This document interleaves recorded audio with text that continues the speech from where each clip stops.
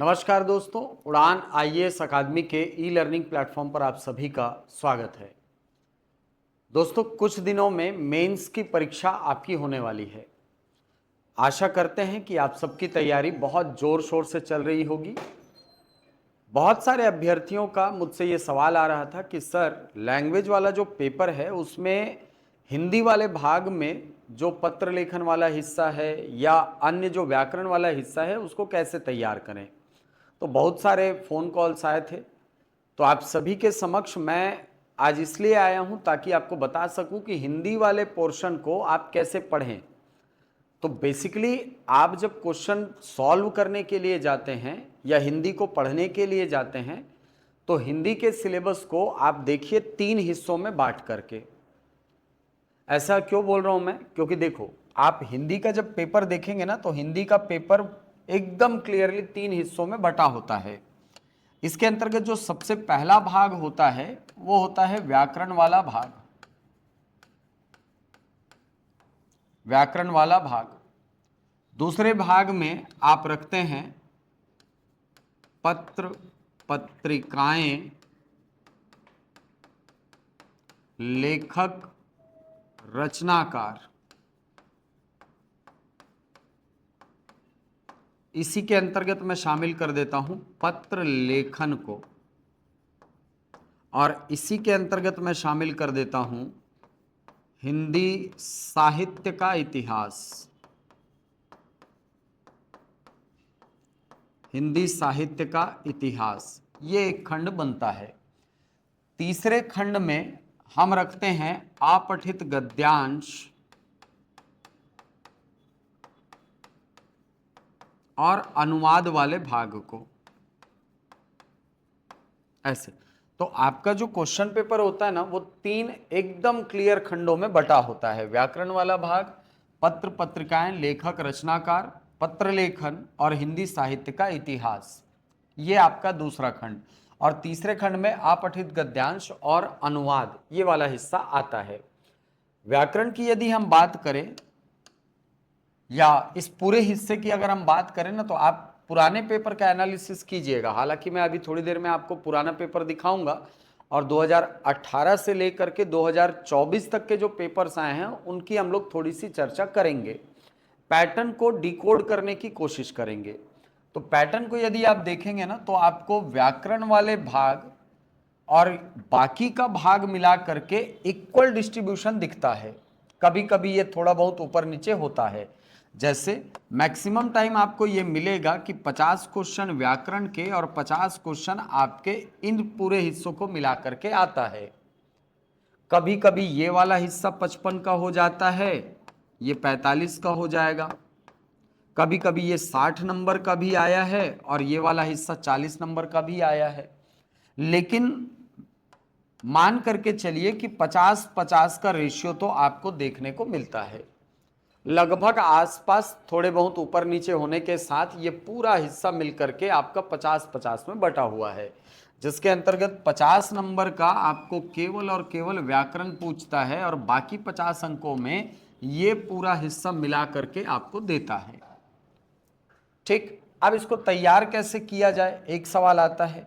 तो सबसे पहले तो हमको ये जानना होगा कि इन सारे खंडों के अंतर्गत आते कौन हैं, क्या आता है। तो व्याकरण के अंतर्गत यदि मैं बात करूं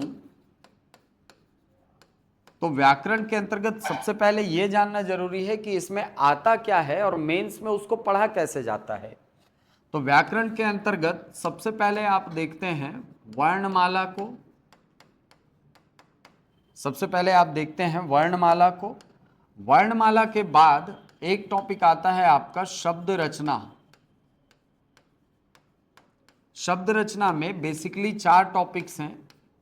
एक है संधि, एक है उपसर्ग, एक है प्रत्यय और चौथा है समास। ये 4 टॉपिक्स आते हैं शब्द रचना में। फिर एक टॉपिक आता है आपका शब्द साधन। शब्द साधन के अंतर्गत क्या पढ़ना होता है, ध्यान दीजिएगा। शब्द साधन के अंतर्गत आप पढ़ते हैं शब्दों का विभाजन, जिसमें एक विभाजन में आता है संज्ञा, सर्वनाम विशेषण क्रिया। इसी में आप रखते हैं अव्ययों को। अव्यय के अंतर्गत 4 प्रकार के शब्द हैं, क्रिया विशेषण,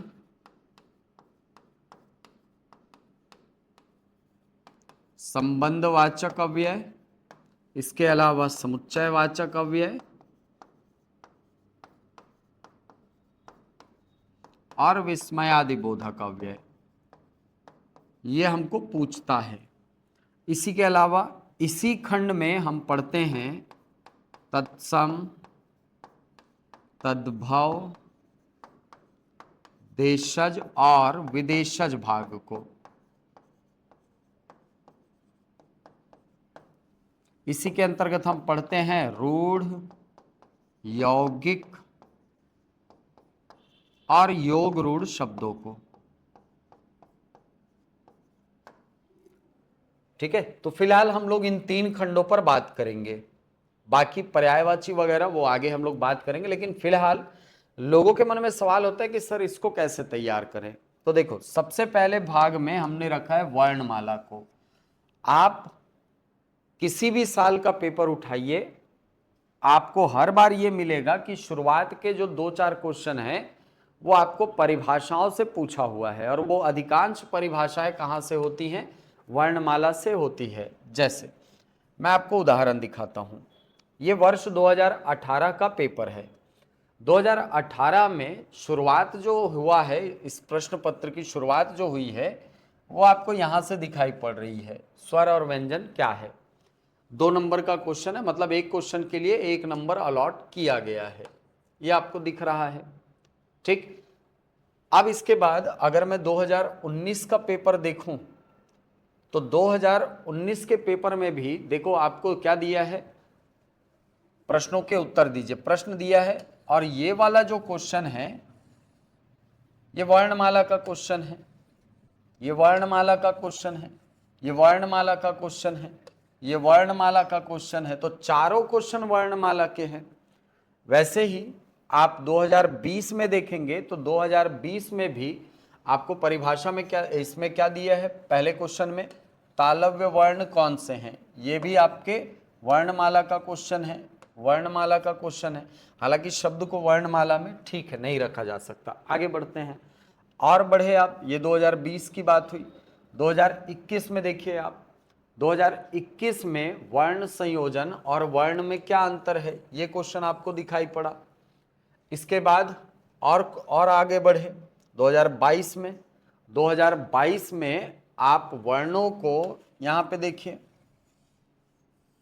ये भी आपको दिख रहा है, वर्ष वर्ण पूछा हुआ है, तालव्य वर्ण कौन सा है, 2022 का क्वेश्चन है ये। 2023 में आप देखेंगे तो ये देखिए, ये वर्णमाला का क्वेश्चन, ये भी वर्णमाला, ये भी वर्णमाला का क्वेश्चन और ये भी वर्णमाला का क्वेश्चन है। ठीक है, और 2024 में अगर आप देखें तो 2024 में भी आपको ये चारों क्वेश्चन शुरुआत के जो दिख रहे हैं वो सब के सब वर्णमाला के ही क्वेश्चन हैं। मतलब आप समझिए कि ये वाला जो हिस्सा है, जो सबसे पहला हिस्सा है वर्णमाला का, ये वाला आपके मिनिमम 2 से 4 नंबर का क्वेश्चन आएगा। अब इन 2 से 4 नंबरों में क्या पूछा जाता है, तो आप देखिए, एक चीज आपको सब कॉमन मिलेगा सभी पेपर्स में, वो एक क्वेश्चन करता है उच्चारण स्थल से। उच्चारण स्थल से हर बार 1 से 2 नंबर के क्वेश्चन आते हैं, तो इसको तो एकदम अच्छे से तैयार कर लो। इस बार भी पहले दूसरे क्वेश्चन में आपको ये दिखाई पड़ेगा कि उच्चारण स्थल से क्वेश्चन आया हुआ है, वो पूछेगा ही क्वेश्चन। दूसरी चीज, आपको यहां पर फोकस करना है परिभाषाओं पर, क्योंकि 2023 से यदि आप देखेंगे तो 2023 से परिभाषाओं को ज्यादा फोकस किया गया है। आप ध्यान से देखिए, 2023 से अगर मैं क्वेश्चन दिखाऊं आपको तो ये देखिए, ये देखिए, किन ध्वनियों से निर्मित है विच्छेद कीजिए, क्या कहा जाता है, मतलब परिभाषा पूछ रहा है आपको। ठीक है, इसी प्रकार 2024 का यदि आप पेपर देखेंगे तो आपको यहां पर भी देखो परिभाषा, क्या कहते हैं। ठीक है, तो ये रिवर्स पूछा है भले, लेकिन है तो अल्टीमेटली परिभाषा।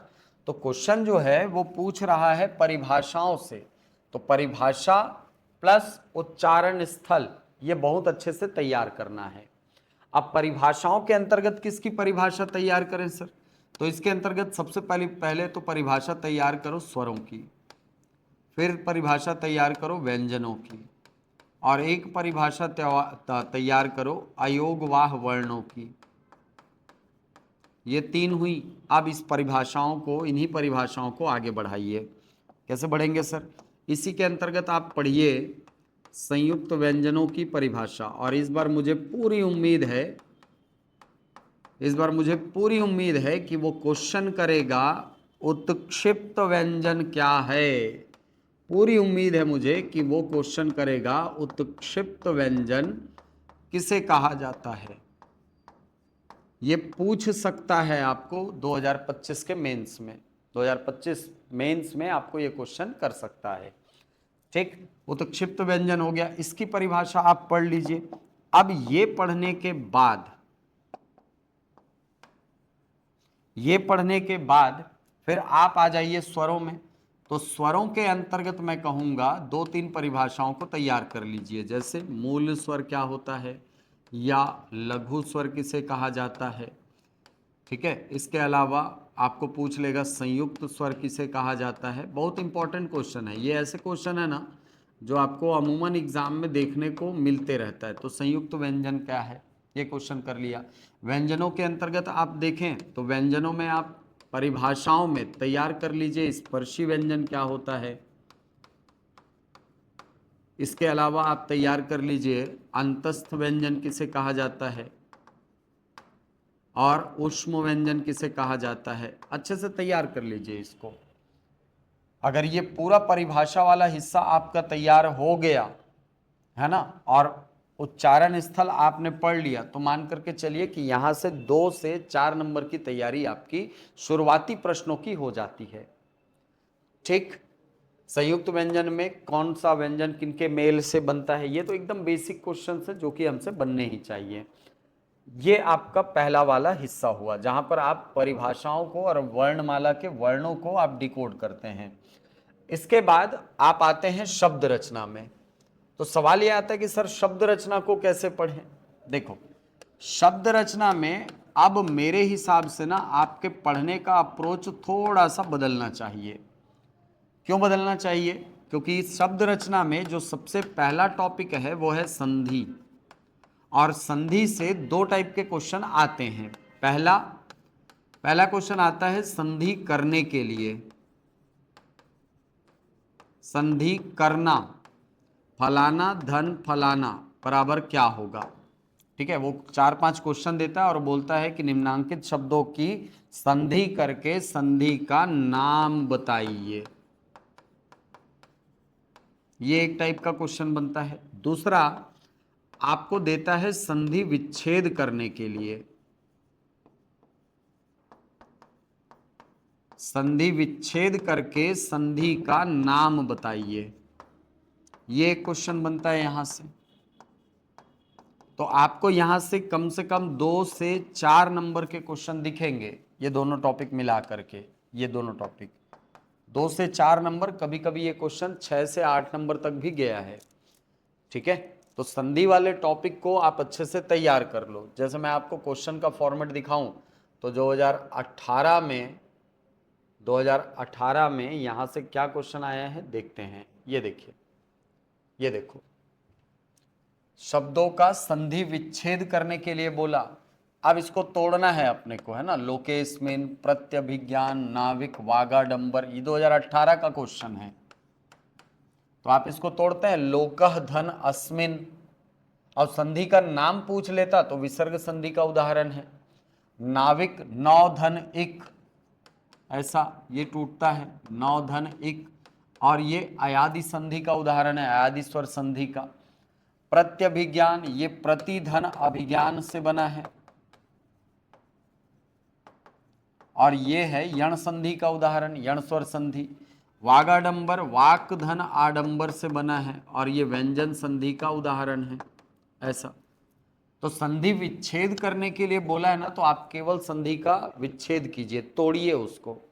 और अगर उसको संधि विच्छेद करके संधि का नाम लिखने बोला है तो आपको संधि का नाम भी लिखना पड़ेगा। ठीक है। अब इसके बाद निम्नलिखित शब्दों की संधि कीजिए। अब संधि करना है तो मात्र धन आनंद बनेगा यहां से मात्रानंद। दुह धन संधि ये बनेगा दुह संधि, या तो बन जाएगा दुस्संधि, दोनों सही है ये। ऐसा। वाक धनमय बनेगा वांगमय, ऐसा। और वन धन औषधि बन जाएगा वनौषधि। ठीक है। अब मान लो यहीं पर मुझे संधि का प्रकार पूछता, तो ये यण संधि का उदाहरण, ये विसर्ग संधि का उदाहरण, ये व्यंजन संधि का उदाहरण, और ये वृद्धि स्वर संधि का उदाहरण है। तो इस प्रकार से क्वेश्चन आता है संधि से। तो आप देखो 2 और 2 मिलाकर के 4 नंबर का क्वेश्चन 2018 का हो गया। 2019 में यदि हम देखें तो ये आपको दिख रहा होगा, निम्नलिखित शब्दों का संधि विच्छेद कीजिए, 4 नंबर का क्वेश्चन। ठीक है, 4 नंबर का क्वेश्चन आया है केवल यहीं से, संधि से। वहां भी 4 नंबर का पूछा था। तो वध्वागमन बनेगा वधु धन आगमन। मात्राओं का ध्यान रखिएगा, मात्राओं को बिल्कुल आप ऐसा नहीं है कि सर छोटी की जगह बड़ी लगा देंगे तो काम चल जाएगा, तुरंत नंबर काट लिया जाएगा। ठीक है। तो ये बनेगा वधु धन आगमन, ये बनेगा परिच्छेद परिधन छेद, ऐसा। मनस्ताप मनः धन ताप, तट्टीका तत् धन टीका। ऐसे करके आपको ना संधि विच्छेद करना है। 4 नंबर का क्वेश्चन यहां पर भी आया है, आप क्वेश्चन को देख लीजिए। स्वयंभूदय, तो ये बन जाएगा स्वयंभू धन उदय, छोटा वो होता है, ऐसे करके बनाइए। जलोर्मी है तो जल धन उर्मी, ये वृद्धि स्वर गुण स्वर संधि है, जल धन उर्मी, ऐसा। पावक पौधन अक आयादि स्वर संधि है। हरेव हरह धन एव, हरह धन एव, ऐसा है। ये विसर्ग संधि है। तो संधि विच्छेद करने के लिए आपको बोला गया है, 4 नंबर का क्वेश्चन आया। अब 2020 वाले में यदि देखें तो 20 वाले में क्वेश्चन आया है, अच्छा ये 2020 का तो देखे, अभी 2021 देखना है अपने को, है ना। तो 2021 में क्वेश्चन देखिए, ये देखिए संधि विच्छेद 2 नंबर का आया है यहाँ पे। ठीक है। तो अपने को ये पहचानना पड़ेगा, आना चाहिए। ठीक है। अध्ययन में कौन सी संधि है, या संधि विच्छेद करो तो अधिधन अयन, शौधन अक है ये शावक, उच्छिष्ट उत्धन शिष्ट है, और मध्वाचार्य मधुधन आचार्य है, ऐसा। ठीक है। तो ये 2022 का क्वेश्चन है, सॉरी 21 का क्वेश्चन है। 22 में आप देखिए क्वेश्चन आपको दिखेगा, है ना। 2 नंबर का ये क्वेश्चन दिख रहा है अपने को। तो संधि को पढ़ने का अप्रोच समझिए। संधि को पढ़ने का ना अप्रोच आपको सीधा सीधा कहता है कि संधि करने आना चाहिए, संधि को तोड़ने आना चाहिए। कहाँ से आएगा सर? प्रैक्टिस करने से। ठीक है। तो मेरे हिसाब से विनय कुमार पाठक जी की किताब में जितने उदाहरण दिए हुए हैं उसको एकदम अच्छे से तैयार कर लो। और एक गलती जो स्टूडेंट करते हैं, मैं आपको बता देता हूँ इसको, है ना। जैसे मान लो मैंने शब्द तोड़ दिया, शब्द दिया है मुझे अत्यैश्वर्य, ऐसा। ठीक है। अब हुआ ये कि मुझे इसमें संधि का प्रकार पूछा है। तो संधि का प्रकार पूछा है तो बहुत सारे लोगों के मत में ये अय की मात्रा जो है यहाँ से वृद्धि संधि आपके आंसर में निकलती है, लेकिन ये आंसर गलत है। क्यों? क्योंकि इसका संधि विच्छेद जो होता है वो होता है अति धन ऐश्वर्य। ये यण संधि का उदाहरण है, यण स्वर संधि का उदाहरण है। इसी प्रकार मान लो शब्द लिखा हुआ है यहां पर मान लो शब्द लिखा हुआ है यहीं पर ऐसा अत्याउदार्य, तो यहां से आओ की मात्रा देख करके आप मत लगा देना भाई कि ये जो है ये वृद्धि संधि है ना, ये वृद्धि संधि करके मत लगा देना। क्यों? क्योंकि ये अति धन औदार्य मिलकर के बना है और ये भी यण स्वर संधि का उदाहरण है। वैसे ही शब्द लिखा होता है अंत्योदय, तो ओ की मात्रा देख करके हमको ये बोल देते बहुत सारे लोग कि अरे इसमें ओ की मात्रा लगी है तो लगा के आ जाना गुण संधि, जबकि ये गलत है। ये अंत्य धन उदय गुण स्वर संधि का उदाहरण है। ठीक है, ये गुण स्वर संधि का उदाहरण है। बहुत सारे लोग इसी में क्या कंफ्यूज होते हैं, सर या बना है ठीक पहले वाला वर्ण आधा है तो हम यण लगा देंगे। नहीं, एक ही शब्द में संधियों के चिन्ह दो अलग अलग चिन्ह दिखाई पड़ सकते हैं, तो इसको जब तक आप तोड़ोगे नहीं तब तक आंसर तक मत पहुंचना, क्योंकि एक एक नंबर महत्वपूर्ण होता है मेंस में। और ये कहाँ से आप सीखोगे? ये पूरे की पूरी चीज आपको सीखने को मिलेगी जब आप ज्यादा से ज्यादा प्रैक्टिस करोगे। ठीक है, तो इसकी संक्रियाओं को सीख लेना, संक्रियाओं को जान लेना, और संक्रियाओं को जान करके आप संधि का जब तक आप आंसर लास्ट तक आंसर तक नहीं पहुंचेंगे तब तक आंसर मत लगाइएगा, मत लिखिएगा। ठीक, आंसर निकल जाए उसके बाद फिर आंसर लिखिएगा। केवल चिन्हों को देख करके अंतिम निर्णय तक नहीं पहुंचना है, क्योंकि एक एक अंक महत्वपूर्ण होगा मेंस में। ठीक, अब इसके बाद एक गलती जो बहुत सारे बच्चे करते हैं मैं आपको बता देता हूं। जैसे मान लीजिए कोई ऐसा शब्द है जिसमें दो संधियों के चिन्ह दिख रहे हैं, ठीक है, और वहां पर हमको पता है कि ये स्वर संधि के अंतर्गत तो आता है क्योंकि स्वरों का मेल हुआ है। जैसे इसी शब्द को ले अंत्योदय को, हमको ये याद नहीं आ रहा है कि भाई ओ जो है वो किस संधि में आ रहा है, किस संधि में आता है, गुण में आता है कि वृद्धि में आता है, या के ठीक पहले वाला वर्ण आधा है तो क्या यण ही हो जाएगा क्या यहाँ पर। तो ऐसी स्थिति से बचने के लिए ना मैं आपको एक बढ़िया तरीका बता रहा हूँ, जहां पर आपको इस बात की श्योरिटी हो कि ये उदाहरण या तो दीर्घ में आएगा, या तो गुण में आएगा, या तो वृद्धि में आएगा, या तो यण में आएगा, या तो अयादि में आएगा। आपको पता है कि इन पांचों में से किसी एक टाइप में तो ये उदाहरण आता ही है।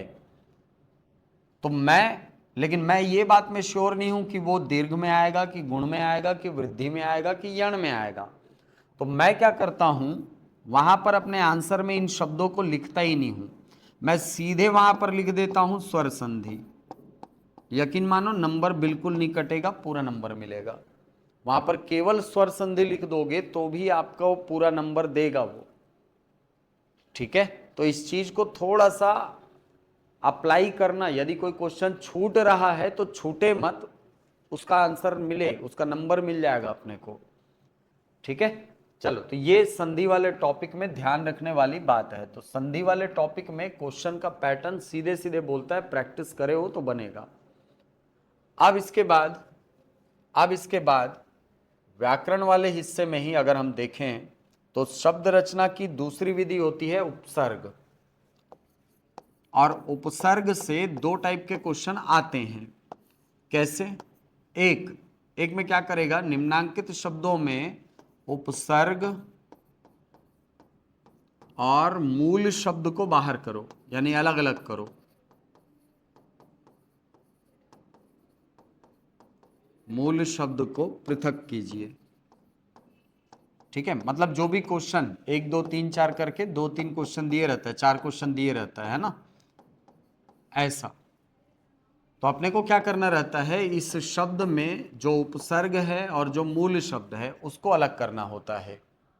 ठीक है, इसको लिखने का तरीका क्या होता है, बहुत सारे लोग क्या करते हैं, फलाना धन फलाना, बस इतना लिख के आ जाते हैं। तो किस्मत अच्छी रहती है तो नंबर दे देता है वो, लेकिन मेरे हिसाब से आंसर लिखने का सही तरीका यह है कि फलाना बराबर फलाना उपसर्ग धन फलाना मूल शब्द। आप आंसर को इस फॉर्मेट में लिखें ताकि अगले को समझ में आए कि उपसर्ग ये है और मूल शब्द ये है। जैसे मान लो मुझे शब्द दिया गया है अपमान शब्द में उपसर्ग और मूल शब्द को अलग कीजिए। तो मैं क्या करूंगा, मान मूल शब्द है और उप जो है वो उपसर्ग है, ऐसा लिखूंगा मैं। ठीक है, तो ये लिखने का तरीका है आपका। आप प्रीलिम्स में ये वाले फॉर्मेट को बहुत अच्छे से तैयार किए हैं और सारे क्वेश्चन आपसे बनते भी हैं, लेकिन लिखने का तरीका यही बोलता है कि उपसर्ग और मूल शब्द को अलग अलग दिखाओ। तो ये दिख रहा है अपने को। इसके बाद एक दूसरा फॉर्मेट आता है उपसर्ग से, जहां पर बोलता है निम्नांकित उपसर्गों से दो दो शब्द बनाइए।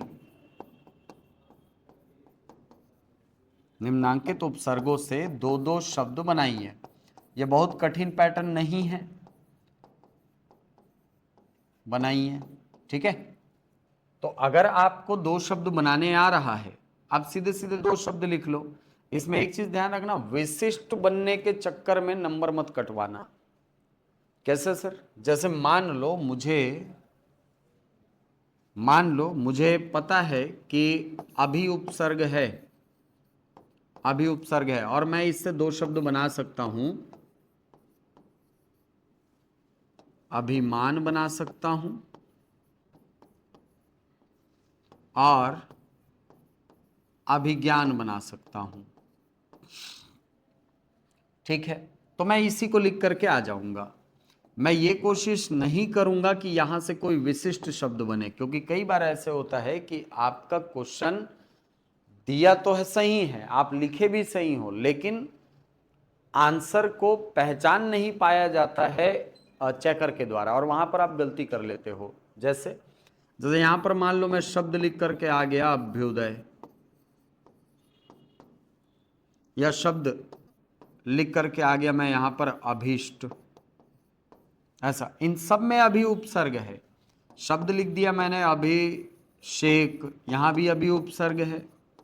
या मैंने लिख दिया अभिच्छाया, यहां पर भी अभी उपसर्ग ही है, यहां पर भी उपसर्ग जो है वो अभी ही है, लेकिन शब्द रचना अलग अलग तरीके की है। तो मेरे हिसाब से तो जहां पर नंबर ना कटे, वो सबसे बढ़िया तरीका होता है आंसर राइटिंग का।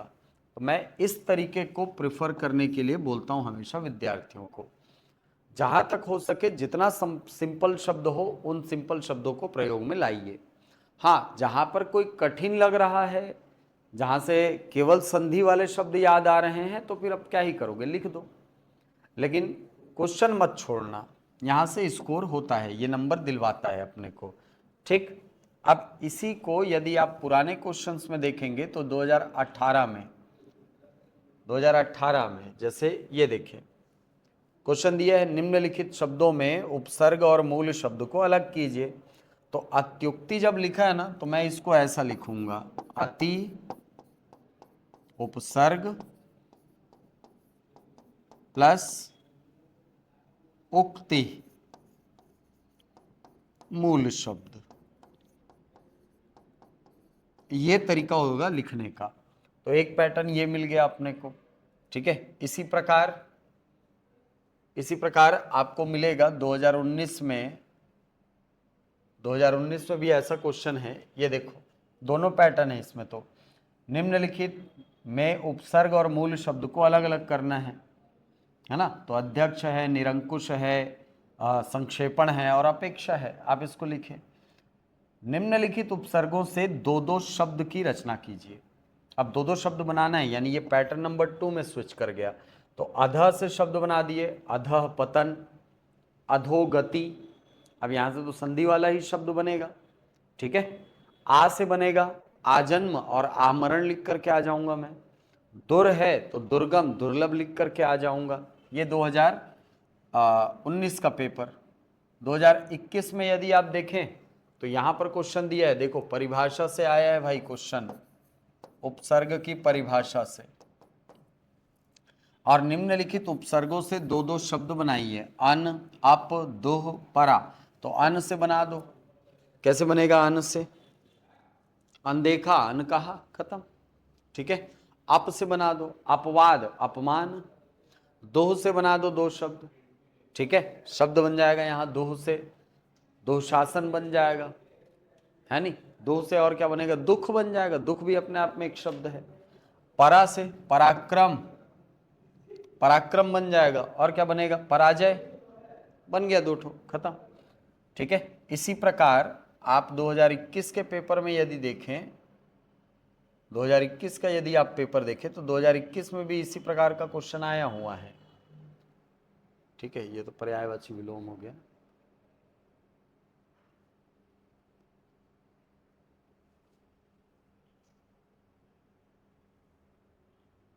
अरे यहाँ लिखा हुआ था, हाँ, 2 अनु और परि, 2 क्वेश्चन दिया हुआ है ना, यहाँ पर आगे पीछे हो गया है यार पीपीटी में। ये अनु और परि, इन उपसर्गों से दोनों शब्द बनाने थे, तो अनु है ना, अनु से बना दिए, अनुकरण अनुसरण, खत्म। ठीक है, और परि से बना दिए, क्या बनाएंगे परि से, परिवहन बना दिए, परिचारक बना दिए, है नहीं, बन गया, शब्द बन गया। परिक्रम हो गया, परिक्रमा हो गया, ऐसे शब्द बना लो जो सामान्य हो शब्द।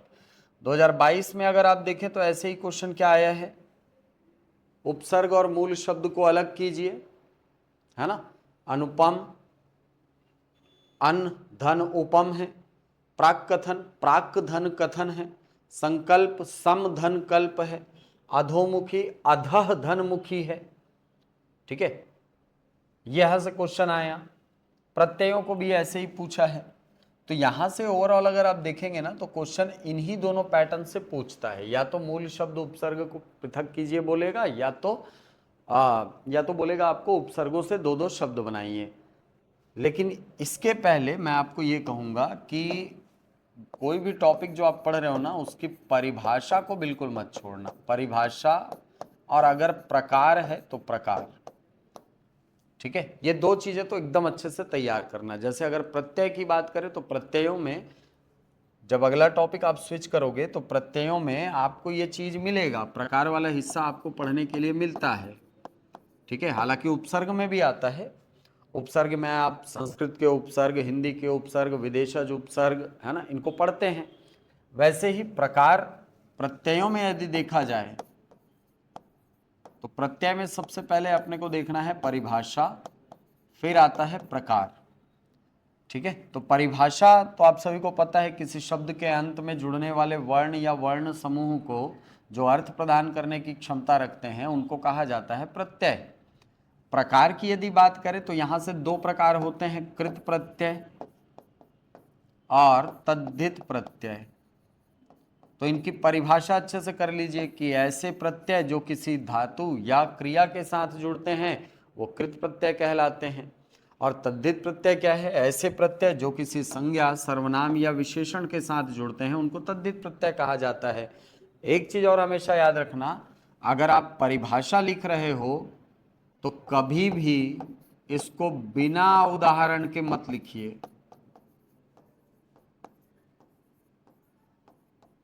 बिना उदाहरण नहीं लिखना है, उदाहरण कंपलसरी है भाई, उदाहरण देना ही चाहिए हमको। कभी भी परिभाषा पूछे तो हमेशा उदाहरण आपके पास एक उपलब्ध होना चाहिए। ठीक, तो प्रत्यय में कृत प्रत्ययों की परिभाषा पढ़ लो, तद्धित प्रत्ययों की परिभाषा पढ़ लो, यहाँ से क्वेश्चन बन सकता है। और प्रत्ययों से भी वही पैटर्न बनता है, एक आपको बोलता है निम्नांकित प्रत्ययों से 2-2 शब्द बनाइए,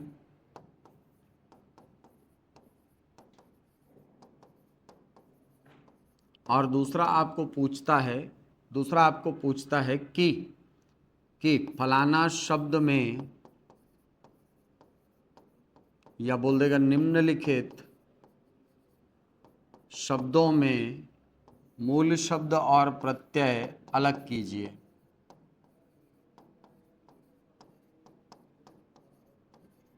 अलग कीजिए, तो 4 शब्द आपको दे देगा, मूल शब्द और प्रत्यय को अलग करना रहेगा। ठीक, तो दूसरा टॉपिक जो होता है हमारा वो आता है बेसिकली उपसर्गों से, ये देखा आपने। ठीक है, दूसरा टॉपिक हम पढ़ते हैं उपसर्गों, इससे, हाँ, उपसर्गों से। तीसरा है प्रत्यय, चौथा होता है समास। अब समास को कैसे पढ़ें सर, एक सवाल आता है मन में कि सर समास को कैसे पढ़ा जाए। तो देखिए, समास को पढ़ने के ना 2-3 चीजें हैं समझना। समास को सबसे पहले तो परिभाषा प्लस उदाहरण के पैटर्न पर तैयार कर लीजिए। ठीक है, मतलब समास क्या है, समास का उदाहरण, और तीसरी चीज समास के प्रकार। तो छयों प्रकारों के नाम आप लिख दीजिए। ये समास का 2 नंबर का या 4 नंबर का क्वेश्चन आपका कंप्लीट हो जाता है। अब यदि प्रकार देखें तो प्रकार में हम पढ़ते हैं समास के 6 प्रकार। सबसे पहले भाग में आता है अव्ययी भाव समास। दूसरे भाग में रखा जाता है या दूसरा प्रकार होता है इसका तत्पुरुष समास। तीसरा होता है कर्मधारय समास। फिर होता है द्विगु समास। फिर आता है द्वंद्व समास। और फिर आता है बहुब्रीहि समास। ठीक है, तो इन इन 6 के 6 समासों को परिभाषा उदाहरण के पैटर्न में अच्छे से तैयार कर लो। ठीक है, परिभाषा और उदाहरण के पैटर्न में आप इन क्वेश्चंस को तैयार कर लो। अव्ययी भाव क्या है, उदाहरण सहित समझाइए। तत्पुरुष समास क्या है, उदाहरण सहित समझाइए, क्योंकि आप पुराने क्वेश्चन को ऐसे देख चुके हो। ठीक है, अब ये तो हो गई बात परिभाषा और उदाहरण की। अब इसी में ना थोड़ा आप आगे बढ़ते हैं, थोड़ा सा आप आगे बढ़ते हैं तो यहाँ पर एक दूसरा पैटर्न आपको समास का मिलता है। क्या मिलता है, फलाना, या ऐसे बोलेगा निम्नांकित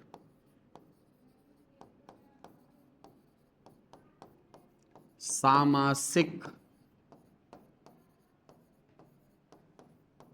पदों का विग्रह कर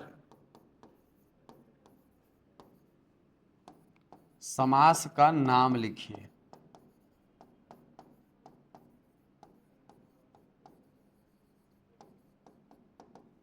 ऐसा, तो निम्नांकित सामासिक पदों का विग्रह करके उसका नाम लिखना है। तो अगर 1 नंबर का एक क्वेश्चन आएगा तो टोटल 4 क्वेश्चन यहाँ से पूछ सकता है। ठीक है, जैसे यहाँ पर देखो मैं आपको दिखाता हूँ। ठीक है, ये देखें, निम्नलिखित सामासिक शब्दों का विग्रह कीजिए। विग्रह करना है अपने को, है ना। तो आजीवन है, जीवन पर्यंत, जल की धारा, जलधारा, राधा और कृष्ण, राधा कृष्ण, नीला है कंठ जिसका, बहुव्रीहि है, तो ये बहुव्रीहि हो गया, ये द्वंद्व हो गया, ये तत्पुरुष हो गया, और ये अव्ययी भाव समास हो गया। ठीक है, 2 नंबर का क्वेश्चन यहाँ से आया। और 2 नंबर कहाँ से पूछा, निम्नांकित शब्दों में प्रयुक्त समास का नाम लिखना है केवल। ठीक है, जैसे शोकाकुल, शोकाकुल में है शोक से आकुल, शोक से आकुल, तो यहां पर से का लोप हुआ, मतलब कर्मधारय समास है, सॉरी तत्पुरुष समास है। दीर्घायु, समास का नाम बोल रहे हैं, बहुत सारे लोग इसको क्या करते हैं तोड़ करके आ जाते हैं, नहीं, दीर्घ है जिसकी आयु, दीर्घायु। ठीक है, समास का नाम क्या हो जाएगा, बहुव्रीहि समास का उदाहरण है, दीर्घ है जिसकी आयु। चक्रपाणी, चक्र है पानी में जिसके, ये विग्रह हुआ, लेकिन समास का नाम क्या हो जाएगा यहां से, बहुव्रीहि। नवग्रह, नवग्रहों का समूह, मतलब ये द्विगु समास का उदाहरण हो गया। तो समास का नाम लिखना है अपने को केवल, पूरा विग्रह करने की कोशिश नहीं करना। ठीक है, क्योंकि उसमें टाइम कंज्यूम ज्यादा होगा, बाकी क्वेश्चन के लिए टाइम कम पड़ेगा। इसके बाद निम्नलिखित उपसर्गों से मूल शब्द को अलग कीजिए। ये क्वेश्चन आया है, इस पे हम लोग चर्चा किए थे। तो समास से 2018 का क्वेश्चन है ये। अब समास से में इसमें 2019 का क्वेश्चन देखिए।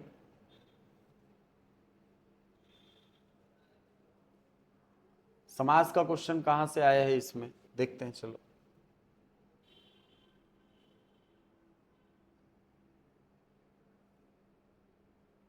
हाँ, 2019 में आया तो है क्वेश्चन।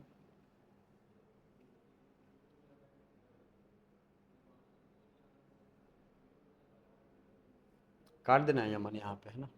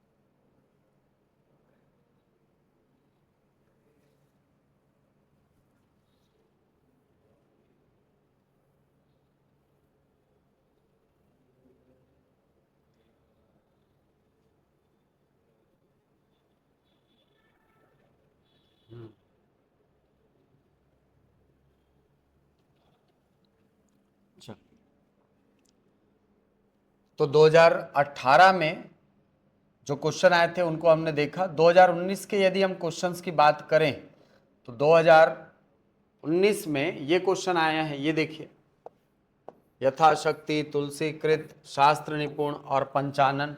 तो यथाशक्ति शक्ति के अनुसार, है ना, अव्ययी भाव समास है। तुलसी द्वारा कृत तत्पुरुष समास है, ठीक है। शास्त्र में निपुण तत्पुरुष समास है। पंचानन, पंच है आनंद जिसके, अर्थात शिव। तो ये इस पैटर्न में क्वेश्चन आया।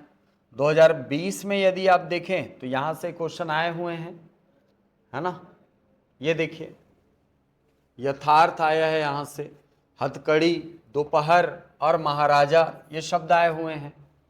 आपको क्या करना है, समास का विग्रह भी करना है और समास का नाम भी लिखना है। तो ये क्वेश्चन यहां से आए हुए हैं। तो समास को पढ़ने का पैटर्न यही है, समास को पढ़ने का पैटर्न यही है कि आप समासिक पदों का विग्रह भी करो और समास का नाम भी लिखो। और हर साल यहाँ से 4 नंबर के क्वेश्चन आए हैं। 2019 में एक बढ़िया क्वेश्चन आया हुआ था, आपको याद भी होगा, शायद दिए होंगे तो, कि सामासिक अधिकरण किसे कहा जाता है। ये भी समास का क्वेश्चन है,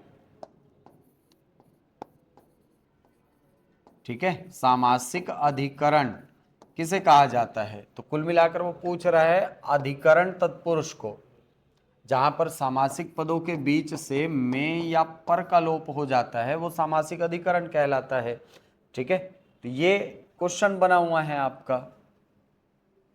तो ये वाला हिस्सा हो गया आपका शब्दों की रचना वाला हिस्सा। तो शब्द रचना 4 विधियों से होती हैं और चारों विधियों को अच्छे से तैयार करना है। संधि हमने देखा, उपसर्ग देखा कैसे पढ़ते हैं, प्रत्ययों को हमने देखा, और फिर देखा हमने समास को।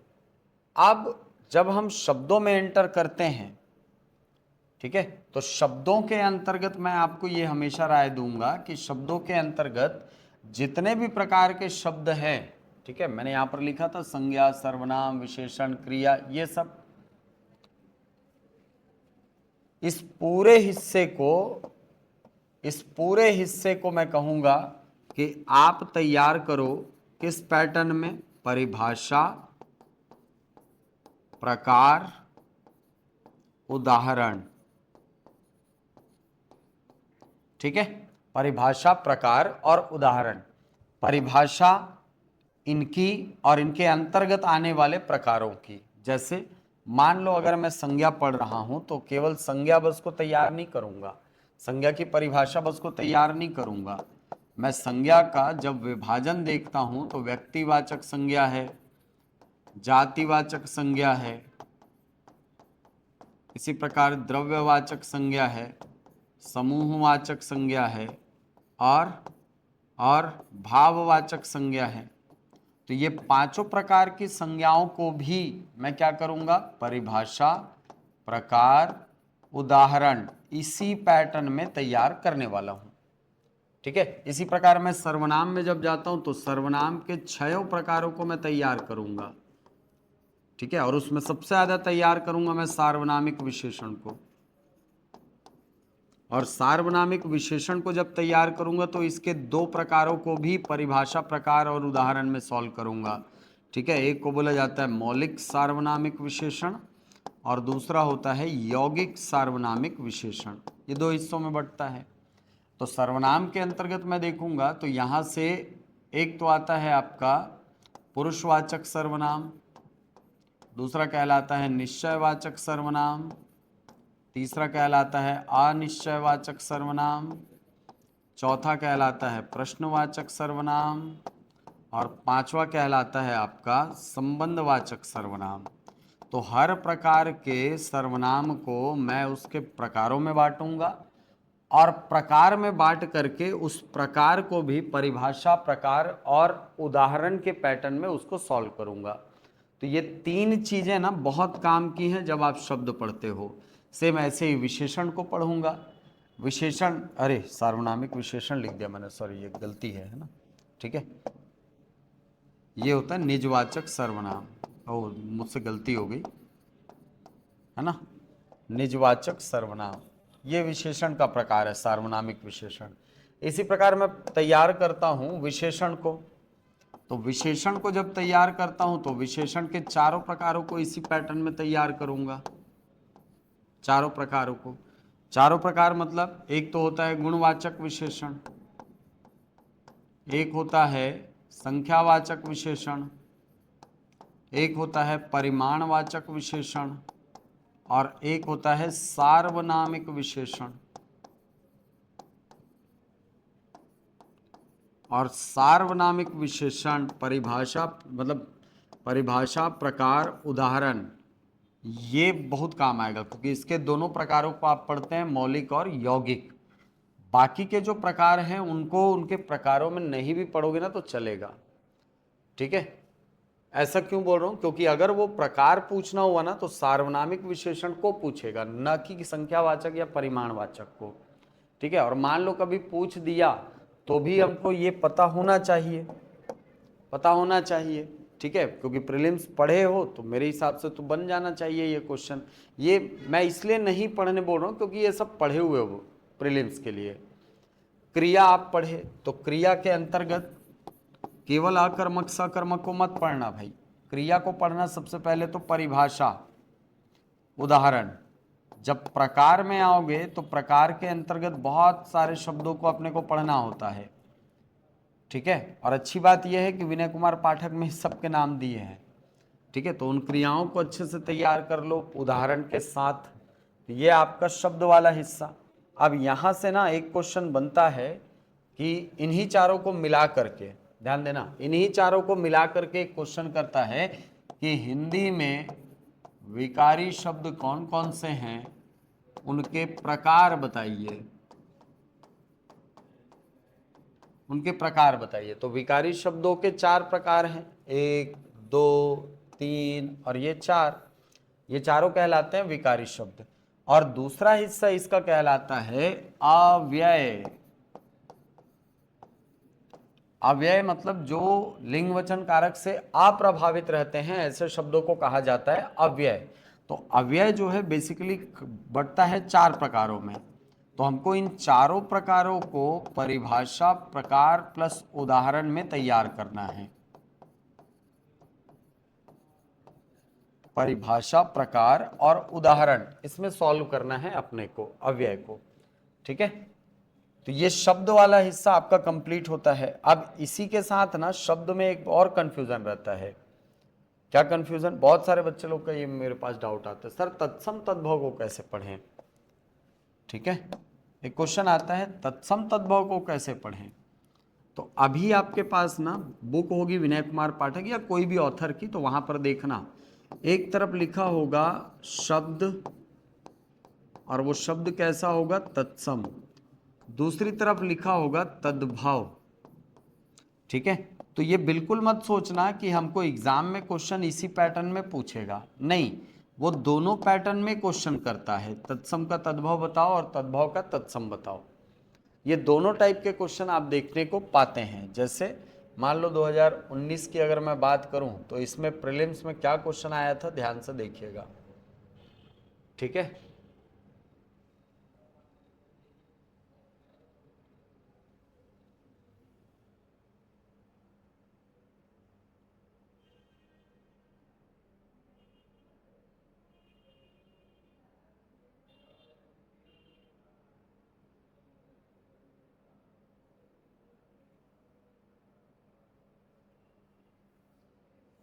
तत्सम तद्भव से आप क्वेश्चन देखिए। जैसे 2018 में आप क्वेश्चन देखिए, ये देखिए तद्भव रूप लिखिए, मतलब यहां पर तत्सम दिया है और इसका तद्भव पूछ रहा है।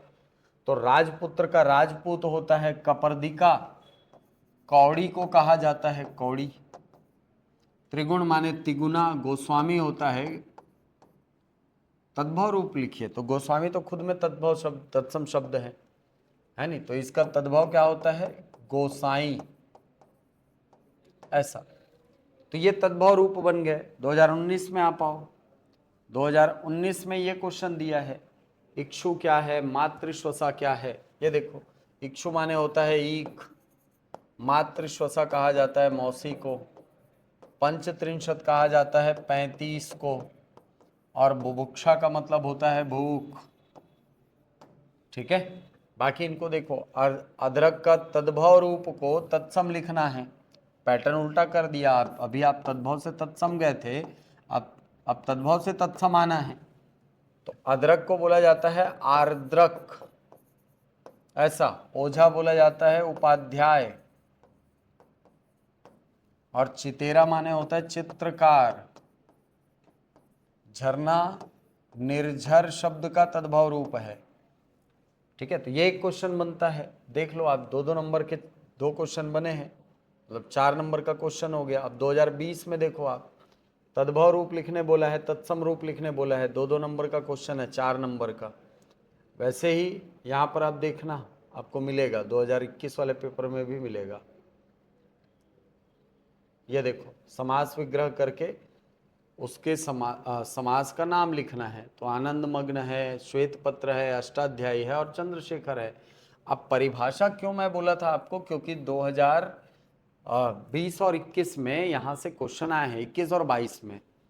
ठीक है, 21 और 22 में एक बार अव्ययी भाव को पूछा है और अगले ही साल पूछा है तत्पुरुष समास को। ठीक है, आप देखिएगा, तो ये 2021 था। अब यहीं पर ये देखो 2022 का पेपर। तो तत्पुरुष समास की परिभाषा देते हुए कोई 2 उदाहरण लिखना है। समासिक पदों का विग्रह करके समास का नाम लिखना है। तो आप, बीती, खगेश, आजन्म, त्रिफला, तो ये 4 नंबर का क्वेश्चन जो है ना, वो समास आपको बना करके देता है। तो इसको अच्छे से तैयार करना। ठीक है, इसको अच्छे से तैयार करना। अब ये पढ़ने के बाद आपने पढ़ लिया संधि, उपसर्ग, प्रत्यय, समास। अब ना पर्यायवाची शब्दों को देखो। 3 टॉपिक मैं यहाँ पर कहूंगा कि इसको तैयार करना है। पर्यायवाची, एक हो गया विलोम, और एक हो गया अनेक शब्दों के लिए एक शब्द। हर बार का क्वेश्चन, अनेक शब्दों के लिए एक शब्द, या वाक्यांशों के लिए एक शब्द बोलते हैं। ये 3 तो हम पढ़ते हैं। इसके साथ ना एक टॉपिक ऐड कर लेना, शब्द युग्म को। शब्द युग्म को, तो शब्द युग्म, पर्यायवाची, विलोम, अनेक शब्दों के लिए एक शब्द, इन टॉपिक को मिला करके अगर देखा जाए ना, तो हर साल लगभग आपको 8 से 10, कभी 12 नंबर के क्वेश्चन यहां से आए हुए हैं। ठीक है, 12 नंबर के क्वेश्चन यहां से आए हुए हैं। कैसे? 2018 में आप देखिएगा, आपको पता चल जाएगा ये। ठीक है, ये देखो, 2-2 पर्यायवाची लिखिए। पर्यायवाची सबका 2-2 लिखना है, और एकदम कठिन पर्यायवाची में मत जाना भाई। मेरा हमेशा ये मानना रहता है कि पर्यायवाची शब्दों को जितना सरल शब्द लिखें, जो किताबों में मिलने की प्रायिकता जितनी ज्यादा होती है, उसमें नंबर उतना ही मिलता है।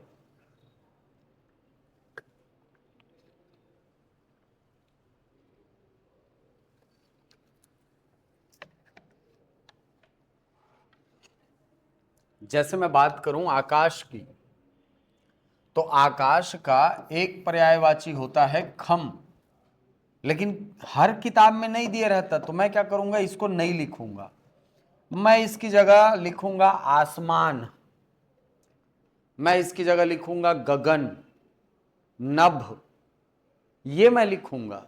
समुद्र है तो मैं यहां पर जलधि, है ना, जलधि, नीरधि, सागर, समंदर, ऐसे शब्दों को लिखूंगा तो ये ज्यादा मिलेंगे। अग्नि, आग का पर्यायवाची अग्नि, पावक, इनको लिखूंगा। मैं नहीं जाऊंगा ऐसे शब्दों के पीछे कि जहां लिखा हो वहनी, वायु सखा, ये लिखा है, ये अग्नि के पर्यायवाची हैं, लेकिन ये ना कठिन है, और क्या पता वो जिस किताब से मॉडल आंसर बनाए हैं उसमें वो शब्द हो ही ना। तो ऐसी स्थिति से बचने के लिए मेरी राय इस चीज के लिए मानना कि जितना सिंपल हो सके उतने शब्दों को लिखना। पर्वत का पर्यायवाची हो गया तो मैं बोल दूंगा अचल और पहाड़, अचल बोल दिए, पहाड़ बोल दिए, सही है सर। नग भी बोला जाता है तो भी सही है। ठीक है, तो पर्वत का पर्यायवाची ऐसे लिखना। अब विलोम शब्दों की बात करें तो ये देखो, हर साल 2 नंबर का विलोम शब्द आया है। ये देखो, समुच्चारित भिन्नार्थक शब्द से क्या आशा है, यही तो शब्द युग्म है। समुच्चारित भिन्नार्थक का मतलब शब्द युग्म है, जहां पर 2 शब्द उच्चारण में एक समान होते हैं, एक जैसे लगते हैं, लेकिन वास्तव में वो समान नहीं होते। ठीक है। निम्नलिखित समुच्चारित भिन्नार्थक शब्दों में अर्थभेद स्पष्ट कीजिए। अजर, अजीर, तुरंग, तरंग, है ना। अजर मतलब होता है जो कभी कभी बूढ़ा ना हो। अजीर माने होता है आंगन। तुरंग माने लहर, तरंग माने तुरंग माने घोड़ा, तरंग माने लहर। सर माने सर भी होता है और तालाब भी होता है। सर का मतलब, तो दोनों को लिख दो। सर का मतलब होता है तीर या बाण। ये 2018 के क्वेश्चन थे। अब 2019 में यदि आप देखेंगे ना तो इसमें भी विलोम लिखा हुआ है। देखो 4-4 पर्यायवाची बोला है, 4-4 पर्यायवाची, और ये मैक्सिमम नंबर है और 2 बार आया है 4-4 पर्यायवाची लिखने के लिए। ठीक है, तो 4 पर्यायवाची लिखना है। झंडा के 4 पर्यायवाची, 4 पर्यायवाची लिखूंगा तो मैं लिखूंगा ध्वज हो गया, केतु हो गया, पताका हो गया, है नहीं, ध्वजा, ध्वज है, ध्वजा भी हो गया। इसके अलावा निशान हो गया। ये इसके पर्यायवाची हैं। मेघ का पर्यायवाची बादल लिख दिए, जलद लिख दिए, वारिद लिख दिए, नीरद लिख दिए, हो गया खत्म।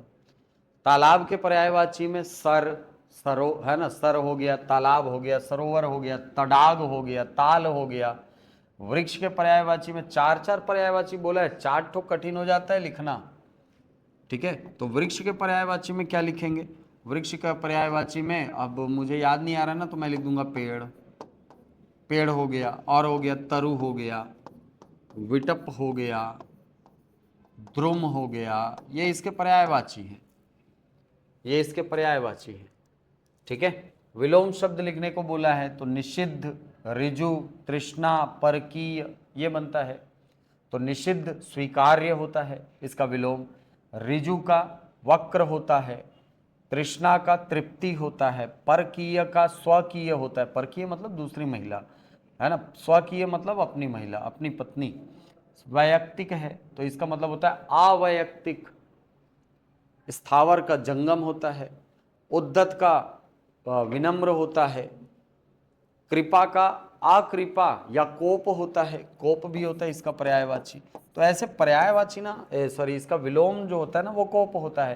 तो ऐसे पर्यायवाची हो गया, विलोम हो गया, शब्द युग्म वाला हिस्सा हो गया, है ना। ये ऐसे हिस्से ना जहां से क्वेश्चन आना ही आना है, आना ही आना है। ठीक है, तो इसको छोड़ना बिल्कुल मत। ये 8 से 10 और कभी कभी 12 नंबर का आया हुआ है तो बहुत बड़ा हिस्सा हो जाता है। अब मैंने कहा कि व्याकरण वाले हिस्से से कुल 50 नंबर के क्वेश्चन आ रहे हो, 50 में 12 यदि केवल इन्हीं से आ रहा है तो हमको पूरा स्कोर करने का प्रयास करना चाहिए। ठीक है, और कर सकते हैं क्योंकि बचपन से तो पर्यायवाची पढ़े हैं यार, बचपन से विलोम पढ़े हैं, बचपन से अनेक शब्दों के लिए एक शब्द पढ़े हैं, है कि नहीं। तो पढ़ा जा सकता है शब्द युग्मों को। अब इसके बाद ये पर्यायवाची वाला हिस्सा हो गया। अब एक टॉपिक मैं कहूंगा आपको, मुहावरे लोकोक्तियां, छोड़ना बिल्कुल मत।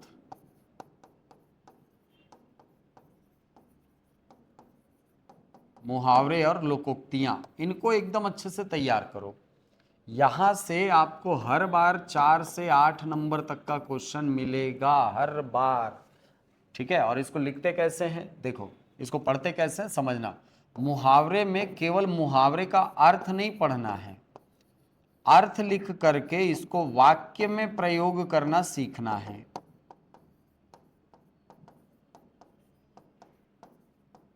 वाक्यों में प्रयोग करना अपने को सीखना पड़ेगा, क्योंकि अगर वाक्यों में प्रयोग नहीं करेंगे तो नंबर कटता है यहां से। लोकोक्तियों का अर्थ लिखिए, और इसको भी 2-3 बार पूछा है वाक्यों में प्रयोग कीजिए करके, तो हमको ये आना चाहिए। 2019 में आया था ऐसा क्वेश्चन। ठीक है, आप देखिए 2018 का क्वेश्चन, 2018 में क्वेश्चन देखिए आप, मुहावरे लोकोक्ति में दिखाता हूं आपको। ठीक है, ये मुहावरे का अर्थ लिखकर वाक्य में प्रयोग कीजिए, लोकोक्तियों का अर्थ स्पष्ट कीजिए, 2018 का क्वेश्चन है। ठीक है, अब 2019 में, अब देखो यहां से 6 नंबर का क्वेश्चन आया है ना। ठीक है, 2019 में क्वेश्चन देखिए, मुहावरों का अर्थ लिखकर वाक्यों में प्रयोग कीजिए, और यहां पर एक क्वेश्चन आया है, मुहावरे और लोकोक्तियों से क्या आशय, विनय कुमार पाठक पढ़ेंगे। तो वहां पर शुरुआत में ही ये दिया हुआ है, लोकोक्तियों के जस्ट पहले दिया हुआ है। ठीक है, कहावत और मुहावरे में अंतर, लोकोक्तियों को कहावत भी कहा जाता है, तो ये क्वेश्चन आ गया है। ठीक है, तो 6 नंबर का क्वेश्चन 2019 में भी आया। 2020 में देखिए, 2020 में भी आपको 6 नंबर का क्वेश्चन मिलेगा, 3-3 नंबर। मुहावरों और कहावतों में अंतर, अब लोकोक्ति को कहावत लिख दिया यहाँ पर, तो लोग कंफ्यूज हो गए उसमें। ठीक है, अब 2021 हो गया, 2022 में आते हैं। 2022 में देखो, यहाँ भी क्वेश्चन वैसे ही आया है। ये 3 क्वेश्चन यहाँ से पूछा हुआ है, मुहावरों का अर्थ लिखकर वाक्य में प्रयोग कीजिए। अब 2023 की बात करें तो 2023 में क्वेश्चन, हाँ ये वाला हिस्सा है, कहावतों का अर्थ लिखना है अपने को। और 2024 में देखेंगे तो फिर क्वेश्चन आया है, दो नंबर का क्वेश्चन आया है, यहाँ से अर्थ लिखना है केवल। ठीक है, हाँ ये वाला पूरा हिस्सा हो गया। तो मुहावरे लोकोक्तियां छोड़ने की चीज नहीं है, यहाँ पर कम से कम अर्थ अगर अपने को पता होता है ना, तो हम लोग वाक्य का फॉर्मेशन कर लेते हैं। तो अर्थों को जानना बहुत जरूरी है, अर्थों को जानिए, अर्थ को जान करके उसको वाक्य में प्रयोग करने का प्रयास कीजिए। अब ये होने के बाद एक छोटा सा टॉपिक, लेकिन घातक टॉपिक मैं इसको बोलता हूं, वो है शब्द शुद्धि और वाक्य शुद्धि। शब्द और वाक्य शुद्धि, शब्द शुद्धि के अंतर्गत लगभग 150-200 ऐसे शब्द हैं जिनको बार बार पूछता है। तो उन 150-200 शब्दों को कैसे लिखा जाता है, उनका सही वर्ण क्रम क्या होता है, वो यदि हमको पता है तो क्वेश्चन बन जाएंगे। ठीक है, आप देखिएगा हर बार यहाँ से क्वेश्चन आया हुआ है, हर बार। ठीक है, सही शब्द लिखने के लिए क्वेश्चन यहाँ पर लगातार दिया हुआ है एग्जाम में। ठीक है, ठीक है, ये देखिए वाक्यों का शुद्ध रूप लिखना है नहीं। 6 क्वेश्चन है, 6 नंबर का क्वेश्चन आया है, 6 तो क्वेश्चन दिया हुआ है। वैसे ही अब 2020 में देखेंगे तो 2020 में भी क्वेश्चन आया है, ये देखो ये 6 नंबर का क्वेश्चन आया हुआ है। और 2021 में देखेंगे तो यहाँ पर शब्द शुद्धि का भी क्वेश्चन आया है, ये देखो 3-3 नंबर करके 6 भाग में बांट दिया है। 3 नंबर शब्द शुद्धि में, 3 नंबर वाक्य की शुद्धि में दे दिया है आपको। ठीक है, इसको तो बेसिक किताब से आप कर सकते हो। यहाँ भी 3 क्वेश्चन दिया हुआ है, 3 नंबर का क्वेश्चन है। 2021 में आप देखें तो यहाँ भी कुछ क्वेश्चन आए हुए हैं, देखो शुद्ध वाक्य शुद्धि, शब्द शुद्धि, दोनों से क्वेश्चन। 4 नंबर का क्वेश्चन यहाँ से आया है, 2-2 नंबर करके। तो इनको ना एकदम अच्छे से तैयार करना है अपने को, एकदम अच्छे से तैयार करना। ठीक है, और ये वाला हिस्सा पढ़ने के बाद, ये वाला हिस्सा पढ़ने के बाद एक चीज़ तो याद रख लीजिए कि अपने को एक टॉपिक इसमें और करना है ना, इसके अंतर्गत एक टॉपिक और करना है, वो है सभी संक्रियाओं की परिभाषा। और परिभाषा अकेले नहीं होनी चाहिए, परिभाषा के साथ क्या होना चाहिए, उदाहरण और उसके प्रकारों के नाम। ठीक है, तो व्याकरण वाले हिस्से में आज हमने कुछ भाग को देखा है, आज मैंने तो पूरा कराया भी नहीं है आपको, है ना। बाद में एक वीडियो और लेकर के आऊँगा जिसमें हम लोग आगे का जो हिस्सा है ना उसको देखेंगे। ठीक है, आगे का जो हिस्सा है ना उसको देखेंगे, मतलब उसमें पत्र लेखन कैसे करना है वो भी बताऊंगा। इसके अलावा मैं आपको बताऊंगा कि अपठित गद्यांश में ज़्यादा नंबर कैसे स्कोर करें, क्योंकि बहुत सारे लोगों को ना 6 नंबर का क्वेश्चन आता है तो उसमें 1 नंबर 1.5 नंबर मिलता है, जबकि उसी साल के उसी प्रश्न पत्र के उसी क्वेश्चन में दूसरे अभ्यर्थी को 4 नंबर मिला हुआ है। तो कारण कुछ तो होगा जिसमें नंबर काटा गया है, तो हम उन कारणों पर चर्चा करेंगे कि कहाँ पर नंबर कटता है। तो आज हमने व्याकरण वाले हिस्से को देखा, तो एकदम अगर मैं आउटकम यहाँ से कहूँ ना कि इसका पूरा एक आउटकम बता दो सर, तो मैं आपको कहूँगा कि जो बेसिक हिंदी आप बचपन से पढ़े हैं उस बेसिक हिंदी को कंटिन्यू कीजिए। ठीक है, पढ़िए, ज़्यादा से ज़्यादा टाइम दीजिए। पर्यायवाची शब्द, विलोम शब्द, अनेक शब्दों के लिए एक शब्द, शब्द युग्म, संधि, उपसर्ग, प्रत्यय, समास, संज्ञा, सर्वनाम, विशेषण, क्रिया, इनकी परिभाषा, परिभाषा के साथ उदाहरण, प्रकारों के नाम लिखना, ये पढ़ने का तरीका होता है। ठीक है, तो अब अगली क्लास में मैं कोशिश करूंगा कि आप लोगों को ना 2018 से लेकर के 2024 तक के पेपर का सेक्शन वाइज जो है वो मैं आपको धीरे धीरे करके पूरा कवर करा दूं। कौन कौन सा पर्यायवाची आया एक बार में ख़त्म, उसके अलावा अन्य कुछ पर्यायवाची करा दूंगा। तो ऐसे करके ना हम लोग पढ़ सकते हैं मेंस को। ठीक, चलिए, तो आज की वीडियो में इतना ही। अगली क्लास में हम लोग जो अन्य बचे हुए हिस्से हैं उस पर चर्चा करेंगे। धन्यवाद।